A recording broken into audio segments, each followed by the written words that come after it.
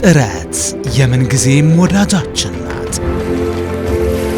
ድካም ከሥራ የሚፈጠር ስሜት፣ ራሚስ ከድካሞ የሚያርፉበት ተስፋ፣ ንግድ የልፋቶን የሚመነዱበት ሱና፣ አማና እንደ ወንዛችን ገባር ምንጮች በጋራ የገነባነው ተቋም ራሚስ ባንክ ሁልጊዜም ግቦን የሚያሳኩበት እድል አለ።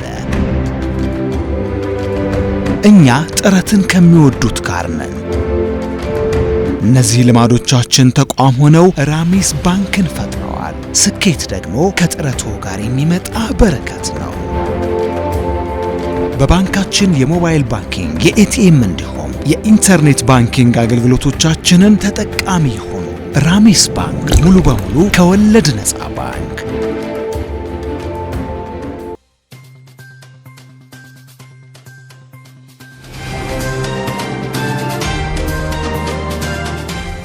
አርዕስተ ዜና። የትራፊክ አደጋ በአመት 1.2 ሚሊዮን ሰዎችን ህይወት እያሳጣ ነው ተባለ። በኬንያ በሺዎች የሚቆጠሩ ሰዎች ከቤት ንብረታቸው ተፈናቀሉ። ሶሪያ እስራኤልን አስጠነቀቀች። በኢንዶኔዥያ ከባድ የተራራ ፍንዳታ ተከሰተ። ሰላም አለይኩም ወራህመቱላሂ ወበረካቱ። የተከበራችሁ የነጃሺ ቲቪ ተመልካቾቻችን የነጃሺ መረጃችን ጀምሯል። ከመረጃዎቹ ጋር ኢማም አህመድ ነኝ። ቀዳሚ ወዳደረግነው መረጃ ስናመራ የማዕከላዊ ኢትዮጵያ ክልል እስልምና ጉዳዮች ከፍተኛ ምክር ቤት ትምህርት ሚኒስቴር በሙስሊም ተማሪዎች አለባበስና ሌሎች ሃይማኖታዊ ጉዳዮች ላይ እየተከተለ ያለውን አካሄድ አውግዟል። የማዕከላዊ ኢትዮጵያ ክልል እስልምና ጉዳዮች ከፍተኛ ምክር ቤት ትምህርት ሚኒስቴር በትምህርት ገበታ ላይ የሚገኙ ሙስሊም ተማሪዎችን አለባበስና ሌሎች እምነት ነክ ጉዳዮችን አስመልክቶ እየተከተለ ያለውን አካሄድ የተሳሳተና ህገ መንግስታዊ መብቶችን የሚጋፋ መሆኑ መታረም እንዳለበት በማሰብ መግለጫ አውጥቷል። መግለጫውን የሰጡት የከፍተኛ ምክር ቤቱ ፕሬዝዳንት ኢማም ሐጂ አብዱል ሀዲ ሴቶች የሀገሪቱ ህዝብ ግማሽ አካል መሆናቸውን አንስተው ትምህርት ሚኒስቴር እየተከተለ ያለው መንገድ አግላይ መሆኑንም አስታውቋል። ሚኒስቴር መስሪያ ቤቱ በተለያዩ አጋጣሚዎች መሰረታዊና ህገ መንግስታዊ መብቶችን በጣሰ መልኩ በሴቶች አለባበስ ላይ የሚከተሏቸው አሰራሮችና የሚሰጧቸው መግለጫዎች በሴቶች የትምህርት ጉዞ ላይ ከፍተኛ እክል የሚፈጠር መሆኑን ፕሬዝዳንቱ ገልጸዋል። ይህም ሴቶች ለስደት አልባሌ ቦታ ለመዋል ሌሎች ማህበራዊ ቀውሶች የሚዳረግ ስሁት አቅጣጫ ነው ሲሉ ኢማም ሐጂ አብዱል ሀዲ ድርጊቱን ኮንነዋል። ካለባበስ ባሻገር ትምህርት ሚኒስቴር ሀገራዊና ክልላዊ ፈተና ፕሮግራሞችን ኢስላማዊ በዓላትን ባላገናዘበ መልኩ እያሰናዳ ቆይቷል ያሉት ፕሬዝዳንቱ ችግሩን ለመፍታት በተደጋጋሚ ከፌዴራል መጅሊስ ማሳሰቢያ ቢሰጥም የተሻሻለ አለመሆኑን ጠቁሟል። ጠቅላይ ሚኒስትር ዶክተር አብይ አህመድ የሚመራው የለውጥ መንግስት የሙስሊሙን ጥያቄ በመፍታት በኩል የመጅሊስ በአዋጅ መቋቋምን ጨምሮ ላስመዘገበው አዎንታዊ ውጤት እውቅና የሰጡት ኢማም ሐጂ አብዱል ሀዲ ህዝበ ሙስሊሙ እስካሁን ያልተፈቱ ብዙ ጉዳዮች እንዳሉበትም አስታውቋል። የህዝበ ሙስሊሙን ጥያቄ በተያዘው አቅጣጫ ምላሽ እያገኘ እንደሚቀጥል ያላቸውን እምነት በማስቀመጥ በትምህርት ሚኒስቴር በኩል እየተወሰዱ ያሉ ተከታታይ የተናጠል እርምጃዎች የህዝበ ሙስሊሙን ጥርጣሬ ውስጥ የሚያስገቡ መሆናቸውንም አመላክቷል። የክልሉ እስልምና ጉዳዮች ከፍተኛ ምክር ቤት የፌዴራል እስልምና ጉዳዮች ጠቅላይ ምክር ቤት የተከሰተውን ችግር ለመፍታት የጀመራቸውን የተቀናጁ እንቅስቃሴዎች ከቅርበት እንደሚደግፍ አጽንኦት ሰጥቶ ተናግረዋል። የኢትዮጵያና ማሌዥያ አጋርነት በርካታ ቁልፍ ሰነዶችን በመፈራረም ተጠናክሯል ሲሉ ጠቅላይ ሚኒስትር ዶክተር አብይ አህመድ ተናግረዋል።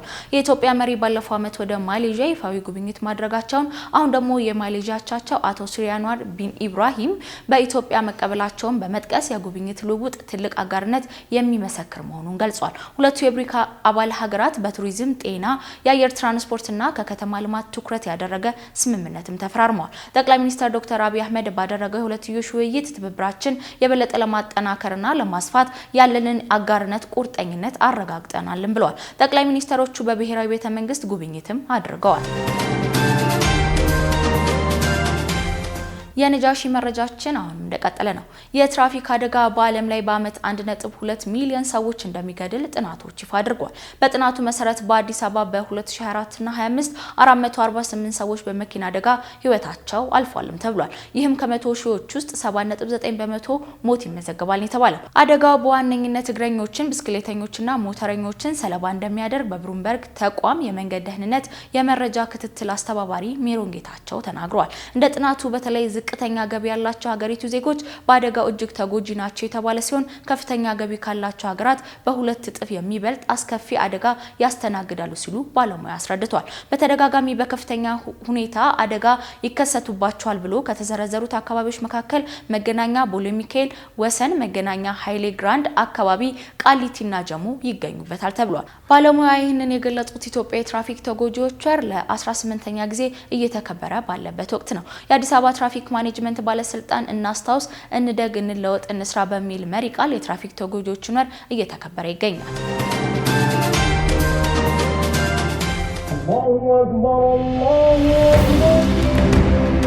ጥረት የምንጊዜም ወዳጃችን ናት።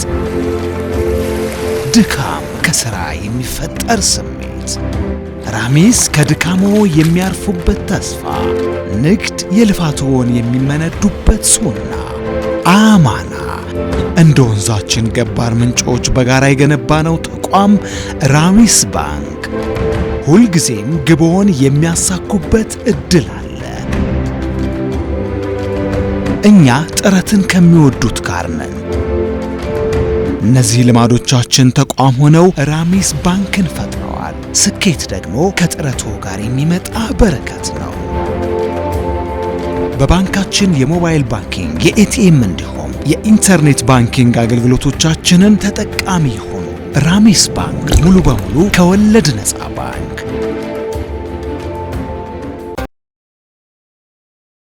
ላለፉት 15 ዓመታት የከተማችን ግርማ ሞገስ የሆነው ግሬስ ኤልኢዲ እና አልሙኒየም ዲስፕሌይ የድርጅቱ የህንፃዎች ድምቀት መሆኑን ቀጥሏል።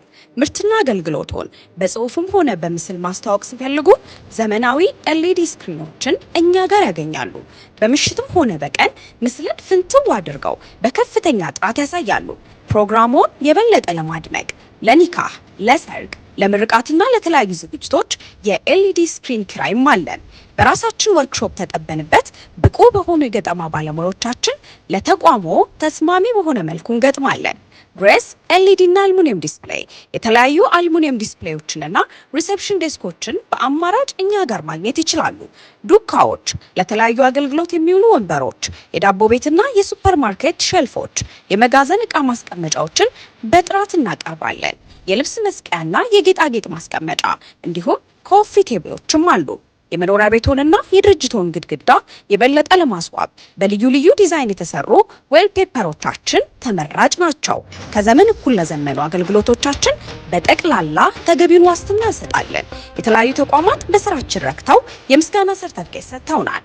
ግሬስ ግሬስ ግሬስ የከተሞች ግርማ ሞገስ።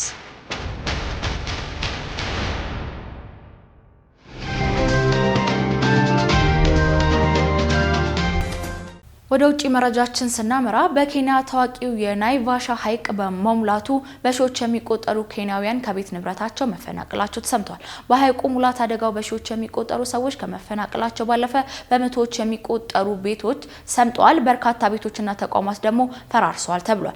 የናኩር ካውንቲ የአደጋ ስጋት አስተዳደር ኃላፊ እንደገለጹት እየጨመረ በመጣው ውሃ ምክንያት 7000 ሰዎች ተፈናቅለዋል። ይህም የኬንያ የዱር እንስሳትና ቱሪዝም ዘርፍ በመጎዳት ንግዱ አደጋ ላይ ይጥላል ሲሉም ተናግሯል። በአካባቢው የሚገኙ ተማሪዎች በጀልባ ወደ ትምህርት ቤት እየሄዱ ቢሆንም ነገር ግን በየጊዜው እየጨመረ በመምጣቱ የሐይቁ መጠን ሐይቅ ውስጥ ይገኙ የነበሩ ጉማሬዎችና ሌሎች አደገኛ እንስሳት አስጊ ሆነዋል ተብሏል። በኬንያ ታዋቂው የናይቫሻ ሐይቅ ዳርቻ ደረቅ የነበሩት ቦታዎችን በየቀኑ ወደ 1 ሜትር 3.3 ጫማ ጥልቀት ባለው ውሃ እየተሸፈነ ነው። ይህ ክስተት በመቶ ሺዎች የሚቆጠሩ ሰዎች ለስጋቱ ተጋላጭ ሆነዋልም ተብሏል። ብዙ ጥናቶች ይህንን ክስተት በዋነኝነት በአየር ንብረት ለውጥ ምክንያት የሚፈጠር የዝናብ መጨመር ያስከተለ እንደሆነ መጠቆማቸውም ተዘግቧል።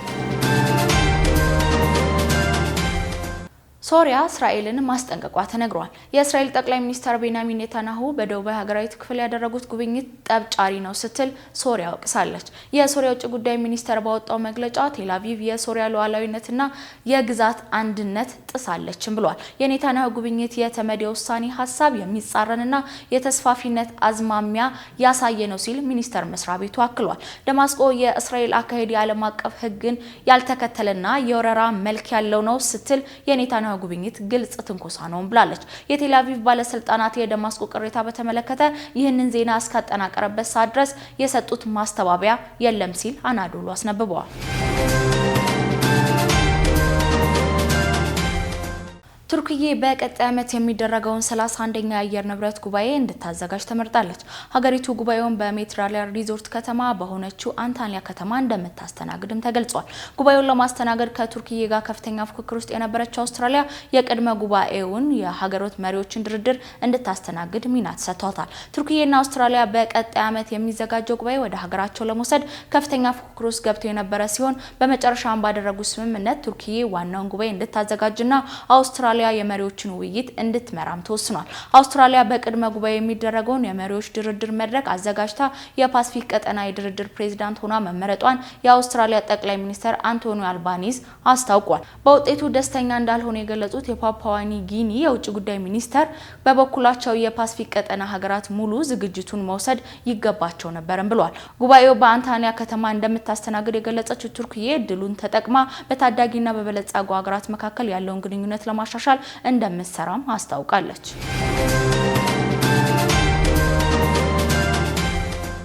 መረጃችን አሁንም እንደቀጠለ ነው።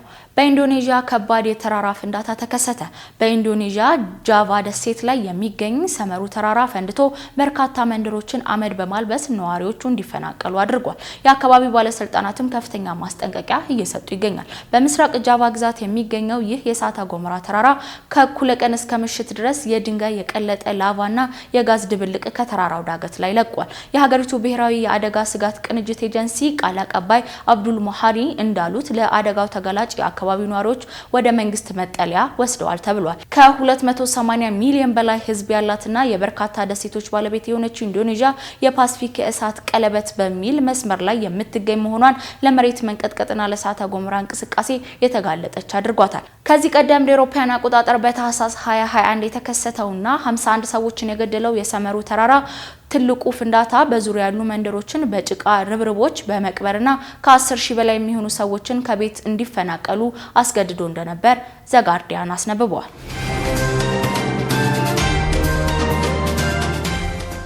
ዞህራ ማምዳኒ ወደ ነጩ ቤተ መንግስት ሊያቀኑ ነው ተብሏል። ፕሬዚዳንት ዶናልድ ትራምፕ አዲስ ከተመረጡት የኒውዮርክ ከንቲባ ዞህራ ማምዳኒ በሳምንቱ የመጨረሻ ቀናት ላይ በዋሽንግተን ተገናኝተው ውይይት እንደሚያደርጉ አስታውቋል። ትራምፕ በትሩዝ ገጻቸው ላይ ባስተላለፉት መልእክት ከዞህራ ማምዳኒ ጋር በዋይት ሃውስ ውይይት እናደርጋለን ብለዋል። ፕሬዚዳንቱ የኒውዮርክ የከንቲባ ምርጫ ካሸነፉ የዲሞክራቲክ ሶሻሊስት አባል ዞህራ ማምዳኒ ጋር የሚያደርጉት የመጀመሪያው ውይይት አርብ እንደሚካሄድ ሮይተርስ ዘግቧል። በዋይት ሃውስ ለመወያየት የተያዘው ቀጠሮ በምን ጉዳይ ላይ እንደሚያተኩር የተገለጸ ነገር የለም። ማምዳኒ በአሜሪካ ታሪክ የመጀመሪያ ሙስሊም ከንቲባ በመሆኑ ትራምፕ ማምዳኒ እንዳያሸንፍ ጫና ሲያደርጉ እንደነበርም ይታወቃል። ወጪ ቆጣቢው ሰርግ መነጋገሪያ ሆኗል። ከሳውዲ አረቢያ ያለ ምግብ ግብዣ የተዘጋጀው ሰርግ መነጋገሪያ ሆኗል። በሳውዲ አረቢያ ሰሜን ምዕራብ በምትገኘው ታቡክ ከተማ በተዘጋጀው ድግስ እባክዎ ይቅርታ ያድርጉልን፣ ወደ ሰርጋችን ሲመጡ እራት እንዳትጠብቁ የሚል ማስታወሻ የተጻፈው የሰርግ መጥሪያ ካርድ በርካቶችን አስገርሟል። በሙሽሪት ቤተሰብ አማካኝነት የተዘጋጀው የመጥሪያ ካርድ የረሱል ሰለላሁ ዐለይሂ ወሰለምን ሱና በመከተል ቀለል ያለ የሰርግ ስርዓት ለማካሄድ በሚል እንዳዘጋጁትም ተናግሯል። በየሀገሩ የሰርግ ስርዓት በሚታሰብበት ወቅት ገዘፍ ያለ ድግስ ወጪዎች ብዙዎችን ጭንቀት ውስጥ ከማስገባቱን ባለፈ በርካቶችን ለከፍተኛ ዕዳ ጭምር ሲዳርግም ይስተዋላል። በዚህም የእስልምና አስተምሮ ሰዎች በአቅማቸውና ቀለል ባለ መልኩ የሰርግ ቀናቸውን እንዲያሳልፉ ይመክራል። ለዚህም ማሳያ ይሆን ዘንድ ከሰሞኑ መነጋገሪያ የሆነው እባክዎ ይቅርታ ያድርጉልን፣ ወደ ሰርጋችን ሲመጡ እራት እንዳትጠብቁ የሚል ማስታወሻ የተጻፈበት የሰርግ መጥሪያ ካርዶች በርካቶችም ተቀባብለውታል። በመቀጠልም ወደ ቢዝነስ መሰናዷችን እናልፋለን። ዙበይዳ ሐሰን አዘጋጅተዋለች።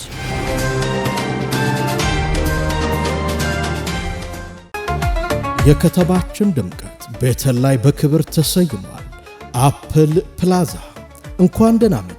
ውበትን በተላበሰው አፕል ፕላዛ ዘመናዊ አረቢያን መጅሊስ፣ የቤትና የቢሮ ዕቃዎች፣ የጋርመንት ውጤቶችን ጨምሮ የአዋቂና የሕፃናት አልባሳት መሸጫዎች ያገኛሉ። የበርገርና የአይስክሬም ፍላጎቶ ከሙሉ የሬስቶራንት አገልግሎት ጋር ይስተናገዳሉ። ብቅ ብለው ይዝናኑ። እስቲምና ጃኩዚን ይዞ ከምርጥ የወንዶች የውበት ሳሎን ጋር ይጠብቆታል። ለሸቀጥ፣ ለኮስሞቲክስ፣ ለትኬትና ለጉዞ ወኪል ፍላጎቶ በአማራጭነት የሚገለገሉበት አፕል ፕላዛ ለትምህርት ቤት ቢሮ፣ ለተለያዩ ተቋማት ቢሮ በስፋት እኛ ጋር ያገኛሉ። አፕል ፕላዛ ይለያል። ቤተል ቢጫ ፎቅ አካባቢ አድራሻችን ነው። ሁሉንም ሸመታ በአንድ ቦታ አፕል ፕላዛ።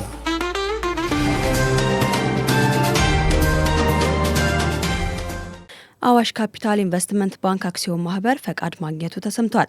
የኢትዮጵያ ካፒታል ገበያ ባለስልጣን ለአዋሽ ካፒታል አክሲዮን ማህበር የካፒታል ገበያ አገልግሎት ሰጭነት ፈቃድ ሰጥቶታል ተብሏል። ፈቃዱም ድርጅቱ በባንክ ቡድን ውስጥ በሆነው የኢንቨስትመንት ባንክ ዘርፍ እንዲሰማራ ያስችለዋል ነው የተባለው። በሀገሪቱ ውስጥ ያሉ የተፈቀደላቸው የካፒታል ገበያ አገልግሎት ሰጪዎች ጠቅላላ ቁጥር ወደ 13 እንዲሁም ደግሞ የኢንቨስትመንት ባንኮች ጠቅላላ ቁጥር ወደ 4 ከፍ ማለቱም ተዘግቧል። በአበባ አትክልትና ፍራፍሬ ዘርፍ የተሻለ የስራ ዕድል ቢፈጠርም አሁንም ብዙ ቀሪ ስራዎች እንዳሉ ተነገረ። ዘርፉ ለ200 ሺህ ሰዎች የስራ ዕድል መፍጠሩ የተነገረ ሲሆን 80 በመቶዎቹ ሴቶች መሆናቸውም ተጠቁሟል። መዋለ ነዋይ በማፍሰስ ወደ ዘርፉ ልማት መግባት ለሚፈልጉ ሴቶች ግን አሁንም ሁኔታው ብዙ ምቹ አለመሆኑም ተነግሯል። በመሬትና የብድር አቅርቦት በዘርፉ መሰማራት የሚፈልጉ ሴቶችን ይገጥማቸዋል ከተባሉ ችግሮች መካከል ናቸው ተብሏል። ዘርፉ ላይ በአመራር ደረጃ ያሉ ሴቶች ቁጥርም ዝቅተኛ እንደሆነ ተነግሯል። የኢትዮጵያ አበባ አትክልትና ፍራፍሬ አምራቾችና ላኪዎች ማህበር ትኩረቱን በሴቶች ኢኮኖሚያዊ ተጠቃሚነት ላይ ያደረገ ኮንፈረንስ እያካሄደ ይገኛል። ኢትዮጵያ አሁን ላይ ከአበባ አትክልትና ፍራፍሬ በዘርፉ ከ500 ሚሊዮን ዶላር በላይ በየአመቱ እንደምታገኝ በኮንፈረንሱ ላይ ተገልጿል። ከ20 ዓመታት በፊት ግን ከዘርፉ ታገኝ የነበረው ገቢ 28.5 ሚሊዮን ዶላር ብቻ እንደሆነም ተነግሯል። ከግብርና ንዑስ ዘርፎች ውስጥ አንዱ የሆነው አበባ አትክልትና ፍራፍሬ ለኢትዮጵያ ውጭ ምንዛሬ በማስገኘት 4ኛ ደረጃ የሚገኝ መሆኑም ተነግሯል። ግብርና በኢትዮጵያ ከአጠቃላይ ሕዝቧ ከ70 በመቶ በላይ የሚሆነው ቀጥተኛ የስራ ዕድል የፈጠረ መስክ እንደሆነም ተነግሯል። ከነዚህ መካከል ደግሞ 53 በመቶ ሴቶች ናቸውም ተብሏል። BYD በ2026 መጨረሻ የአውሮፓ የሽያጭ አውታር መረቡን በእጥፍ ለማሳደግ ማቀዱን አስታውቋል። የቻይና ትልቁ የመኪና አምራች ኩባንያ BYD በ2025 መጨረሻ በአውሮፓ 1000 የሽያጭ ነጥቦችን ለማቅረብ በሚቀጥለው ዓመት ደግሞ ይህንን በእጥፍ ለማሳደግ አቅደናል ሲሉ በBYD የአውሮፓ የክልል ማኔጂንግ ዳይሬክተር ማሪያ ግራዜኒ ዲቮኖ ተናግረዋል። ጠንካራ ተፎካካሪዎች ባሉበት የአውቶሞቲቭ ኢንዱስትሪ ውስጥ ተወዳዳሪነቱን ለማጠናከር BYD የመኪና አምራች ኩባንያ አዳዲስ የግብይት አማራጮች እየተጠቀመ ነው ተብሏል። የመኪና አምራች ኩባንያው በ29 ገበያዎች ውስጥ እንደሚገኝ ዲቮኖ ተናግረዋል። በአውሮፓ ያለውን ተደራሽነት ለማስፋት በአህጉሩ የመጀመሪያ የሆነውን የመኪና ማምረቻ ፋብሪካ በሃንጋሪ ይከፍታልም ተብሏል። በተጨማሪም ሁለተኛው የመኪና ማምረቻ ፋብሪካ በቱርክ ይከፈታል ሲሉ ስራ አስኪያጁ ተናግረዋል። የBYD የአውሮፓ ሽያጭ ባለፈው ዓመት ተመሳሳይ ወቅት ከነበረው ጋር ሲነጻጸር በ2025 የመጀመሪያዎቹ 9 ወራት ውስጥ ወደ 80807 ተሽከርካሪዎች በ3 እጥፍ ማሳደግ መቻሉን ሮይተርስ ዘግቦታል። በመጨረሻም ሳምንታዊ የጤና መሰናዷችንን የምናደርስበት ሰዓት ላይ ነን። ሀያት ሰይድ ታቀርበዋለች። የህፃናት የደም ማነስ የልጆች ሰውነት ኦክሲጅንን ወደ ተለያዩ የሰውነት ክፍሎችና ህብረ ህዋሳት ለማድረስ የሚያስችል በቂ ቀይ የደም ሴሎች ወይም ሄሞግሎቢን ከሌለው የሚከሰት የተለመደ የጤና እክል ነው። ሄሞግሎቢን ቀይ የደም ሴሎች ውስጥ የሚገኝ ኦክሲጅንን ይዞ የሚያጓጉዝና ለሰውነት ክፍሎች የሚያከፋፍል ወሳኝ ፕሮቲን ነው። በቂ ሄሞግሎቢን ከሌለ ልጆች የድካም ስሜት ሊሰማቸው፣ ሊዝሉ ወይም በትክክል ላያድጉና ላይዳብሩ ይችላሉ። የደም ማነስ በልጆች ላይ በተለያየ መልኩ ሊከሰት የሚችል ሲሆን ከነዚህም መካከል በጣም የተለመደው መንስኤ የአይረን ወይም የብረት እጥረት ሲሆን ይህም በዋነኝነት እንደ ጥሬ ስጋ፣ ጥራጥሬና ቅጠላማ አትክልቶች ያሉ በቂ አይረን የያዙ ምግቦችን አለመመገብ ነው። ሌሎች መንስኤዎች ደግሞ እንደ ስር የሰደዱ ኢንፌክሽኖች፣ በዘር የሚተላለፉ የደም ችግሮች፣ በሽታዎች እንዲሁም የቫይታሚን እጥረት እንደ ፎሌትና ቫይታሚን ቢ ያሉት ናቸው። የህፃናት የደም ማነስ ዋና ዋናዎቹ ምልክቶች የቆዳ መገርጣት፣ በተለይም በከንፈርና በጥፍር አካባቢ፣ ያልተለመደ ድካም ወይም የሰውነት መዛል፣ ንዴት ወይም በቀላሉ መበሳጨት፣ ማዞር፣ የልብ ምት መጨመር፣ የትንፋሽ ማጠር፣ መፍዘዝና የጭንቅላት መቅለል፣ የእድገት መዘግየትና የመማር ችግር፣ በረዶን ወይም አፈርንና የመሳሰሉ ያልተለመዱ ነገሮችን መብላት። አንዳንድ ጊዜ ደግሞ ህፃናት ግልጽ ምልክትን ላያሳዩ ይችላሉ። ለዚህም መደበኛ የጤናና የደም ምርመራ ማድረግ ቀድሞ ለማወቅ በጣም ጠቃሚ ይሆናል። ያልታከመ ወይም ሕክምና ያልተደረገለት የደም ማነስ የህፃኑን አካላዊ እድገት፣ የአእምሮ እድገትና የበሽታ መከላከያ ስርዓት ላይ ተጽዕኖ በማድረግ ለተለያዩ ኢንፌክሽኖች ሊያጋልጥ ይችላል። እንደ እድል ሆኖ የደም ማነስን ጤናማ አመጋገብ በመከተል አስፈላጊ ሲሆንም የአይረን ሰፕሊመንቶችን በመውሰድና ትክክለኛ የሕክምና ክትትል በማድረግ መከላከልና መቆጣጠር ይቻላል። ወላጆች በአይረን በቫይታሚኖችና በማዕድናት የበለጸጉ ምግቦችን ለልጆቻቸው ማቅረብና ልጆቻቸው ላይ የድካም ስሜት ወይም የእድገት መዘግየት ምልክቶች ካዩ የሕክምና ምክር ማግኘት ይኖርባቸዋል። ለሰዓቱ ያዝንላችሁ የነጃሺ መረጃ ይሄን ይመስል ነበር። ከመረጃዎቹ ጋር ኢማም መሐመድ ነበርኩ። ሰላም አለይኩም ወራህመቱላሂ ወበረካቱ።